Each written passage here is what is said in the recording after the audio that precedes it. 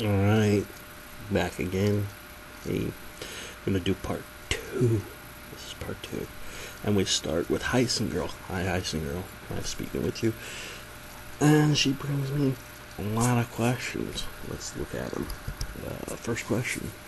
What do you think morally of exploitation films?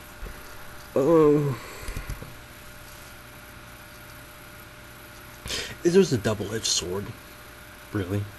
Because when you think of it, it helped people open up taboos in their lives that usually... It helped people open themselves up to possibilities that they had and realize that they weren't alone.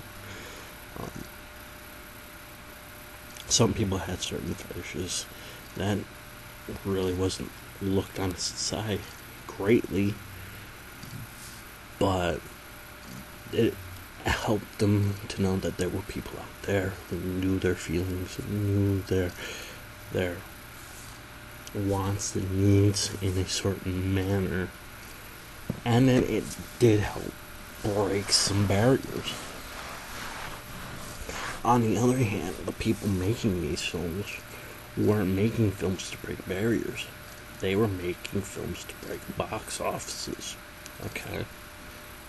Doris Wishman made movies about sexual proclivious women because it made her a large paycheck. Okay. Russ Meyer did not make movies about strong women just because he wanted to see strong women in film. He made movies about strong women in film to make a lot of cash and look at a lot of tits. Okay? Herschel Gordon Lewis wasn't said to explode the horror genre with his gore films. He was just trying to pay for a 2-story house with a nice acreage going on, a nice backyard going on, and to pay for a nice car. So it did, in short, it did help people get in contact with certain desires and wants and needs and feel like they have an outreach for that and to feel not alone. But I don't think the directors and producers cared about that. What is your favorite thing about... This is Heisengirl stuff. What is your favorite thing about the Psychotronic movie guides? Well, my favorite thing about it is the thing that is a negative to it. When Weldon wrote the books, he didn't do complete reviews. He'd tell you some of the premise of the movie, not all of the premise of the movie. He'd point out some of the things he liked, directly and indirectly, and then just leave it at that. You ended up looking for the movie itself just to find out what's so great about it. And in a way, I thank you for that, because I would never seen all the movies he was talking about if he wasn't so very vague in his books. So that's pretty much the favorite thing of what I like about the guides. Third question: are you part of the Psychotronic Film Society, or have been any part of their events? No, never have. I've heard of them. I've known of their existence, but I have never attended any of their events. I would like to, if they're still going on. I bet they're fun, you know. Fourth question from Heisengirl: what is your favorite subgenre and why? I've got a lot of favorite subgenres. It's hard to pick one. One I'm looking at right now is found footage subgenre. It's usually horror, but they're now kind of expanding, you know, playing with the subgenre a little bit more. You have Chronicle that just came out last January, February, and then you had Project X, which would be pretty interesting. sky's the limit for that subgenre. I just want to see where it's going to go and when it's going to end, because people are still making it, people are still watching it. And another thing about it is the accessibility of the subgenre, of found footage subgenre. Any schmo can carry a high def handheld cam and have, editing software to make a movie. It comes down to, can you keep my attention? Can you bring something new to the subgenre? And what can you bring that will make it new? That will make it unique? That's one of the things that really gets me about that subgenre. That's one of my favorites so far. Okay.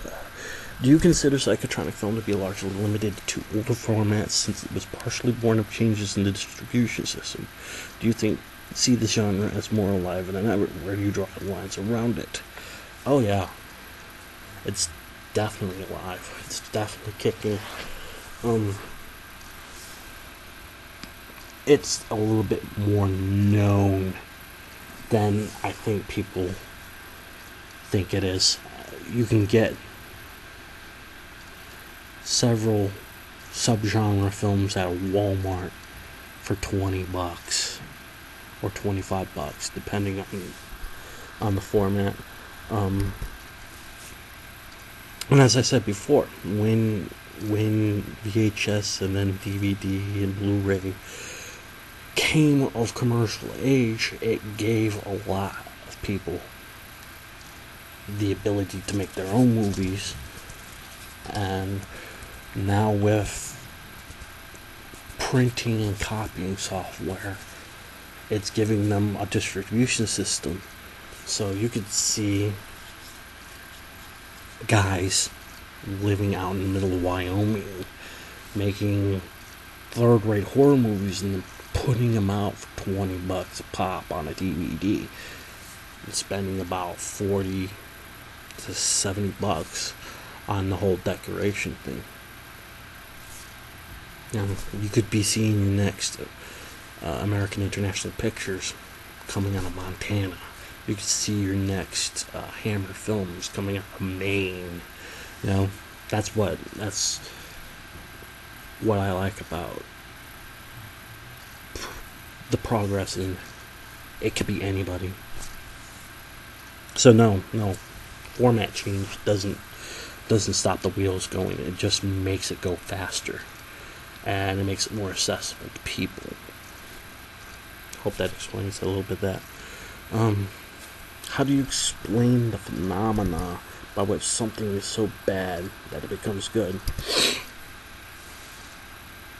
Well, in my opinion, you have to be really awful to get the bad is good label.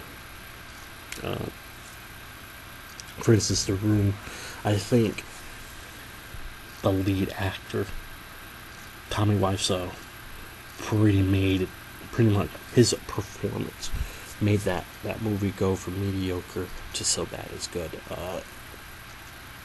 The many misdirections and mistakes done in Ed Wood's Plan 9 from Outer Space pretty much shoots it. It's the idea of how could you put that out.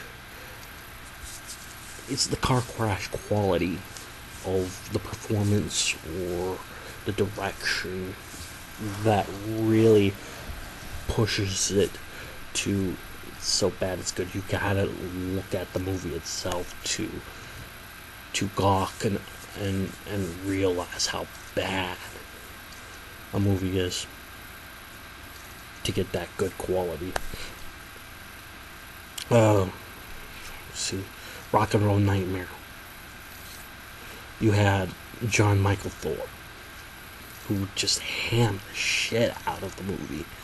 That launched it from it's so bad it's good quality right there.